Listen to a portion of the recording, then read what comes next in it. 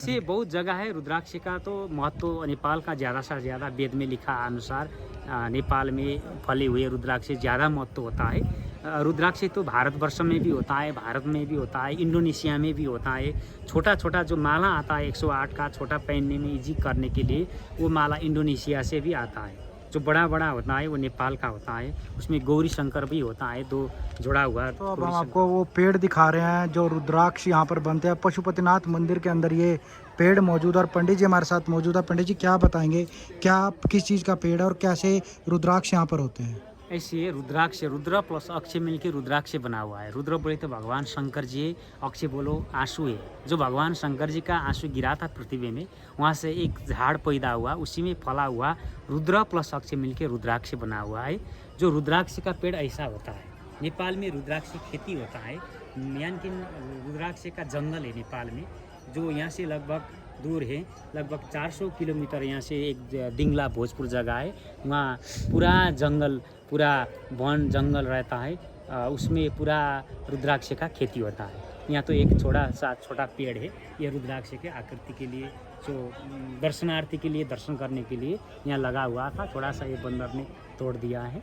ये रुद्राक्ष का पेड़ है, देख सकते हैं आप। तो रुद्राक्ष पशुपतिनाथ मंदिर के अंदर रुद्राक्ष का पेड़ है, कहीं ना कहीं महत्वपूर्ण वो पशुपतिनाथ के जो अंदर में पेड़ है, जो यही लगा हुआ है, और अंदर में तो कुछ पेड़ नहीं है। जो मेन का अंदर में आप देख सकते हैं, थोड़ा सा जानकारी के लिए आपने दिखा दिया है। लेकिन बड़ा बड़ा पेड़ होता है, ये इसके सामने में नहीं है, इसलिए हम लोग और बड़ा पेड़ दिखा नहीं सकते हैं।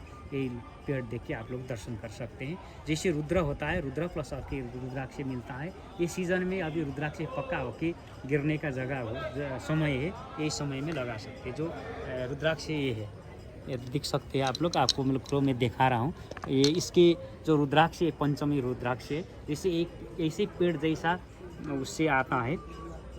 इसके बाहर में कवड़ होता है, ऐसा कवड़ निकल के बाद में अंदर में पंचमुखी, 6 मुखी, 7 मुखी, 8 मुखी, 10 मुखी, ऐसा 2 मुखी, 3 मुखी मिल जाते हैं। ऐसा कवड़ होता है, कवड़ को निकल जाता है। ऐसा है, बाहर में छिलका होता है, छिलका को निकालना पड़ता है।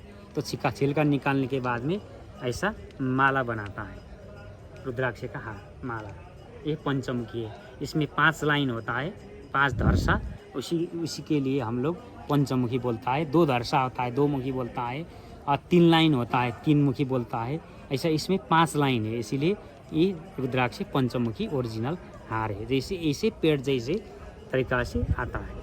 पंडित जी रुद्राक्ष के पेड़ कहाँ कहाँ होते हैं और क्या जानकारी? ऐसे बहुत जगह है। रुद्राक्ष का तो महत्व नेपाल का ज़्यादा से ज़्यादा वेद में लिखा अनुसार नेपाल में फले हुए रुद्राक्ष ज़्यादा महत्व होता है। रुद्राक्ष तो भारतवर्ष में भी होता है, भारत में भी होता है, इंडोनेशिया में भी होता है। छोटा छोटा जो माला आता है 108 का, छोटा पहनने में इजी करने के लिए, वो माला इंडोनेशिया से भी आता है। जो बड़ा बड़ा होता है वो नेपाल का होता है। उसमें गौरी शंकर भी होता है, 2 जुड़ा हुआ गौरी शंकर होता है। वो हम गौरी शंकर का भी थोड़ा बाद में हम दर्शन कराएंगे आपका। वहाँ जाके जो गेट के आप सामने में जाके आपका गौरी शंकर कैसा होता है रुद्राक्ष, वो भी दिखा देंगे। गौरी शंकर मतलब गौरी, पार्वती और शिव जी का जोड़ा, नेचुरली प्राकृतिक हिसाब से जुड़ा होता है, उसका भी हम दर्शन कराएंगे। तो हमारे साथ पंडित जी थे, उन्होंने बताया कि किस प्रकार से रुद्राक्ष का महत्व है और नेपाल में कहाँ पर रुद्राक्ष होता है, और रुद्राक्ष के पेड़ के दर्शन भी उन्होंने करवाए जो कि पशुपतिनाथ मंदिर के अंदर स्थित है। और हालांकि इस पे जो बंदरों ने इसे तोड़ दिया है, जिसके बाद इसे तारे ज़रूर लगाई गई है ताकि ये सुरक्षित रहे पेड़। और पूरी जानकारी पंडित जी ने रुद्राक्ष के बारे में हमें दी, और इस रुद्राक्ष के पेड़ के बारे में हमने आपको जानकारी दी, रुद्राक्ष के महत्व को हमने बताया। और गौरी शंकर के बारे में पंडित जी कुछ बात साझा करना चाहते हैं। पंडित जी क्या कहेंगे, क्या जानकारी देना जैसे एक पेड़ में बहुत प्रकार का रुद्राक्ष मिल जाता है, एक ही पेड़ में मिल जाते हैं। ज़्यादा से ज़्यादा तो पंचमुखी मिल जाते हैं। सबसे बड़ा भी, अच्छा भी, महत्वपूर्ण भी पंचमुखी है, लेकिन ज़्यादा मिलने से उसका जो महत्व कम हो रहता है। जैसे इसमें पेड़ में 1 मुखी, 2 मुखी, 3 मुखी, 4 मुखी, जो वेद के आधार पर 14 मुखी तक उसमें वर्णन किया गया है।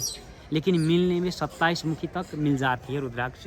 27 मुखी का जितना भी कम मिलता है पेड़ में, उसका ज़्यादा महत्व रहता है। ऐसा है। जैसे 1 मुखी तो ऐसा मान्यता है कि जीवन काल में बहुत कम मिलता है, 2 मुखी से लेकर 14 मुखी तक मिलता है।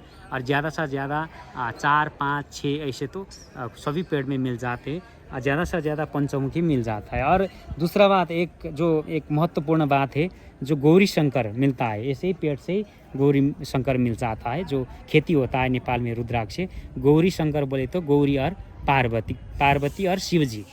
जो पार्वती और शिव जी ऐसे प्राकृतिक हिसाब से दोनों ही रुद्राक्ष जोड़ के प्राकृतिक हिसाब से आता है, इसको गौरी शंकर बोलता है।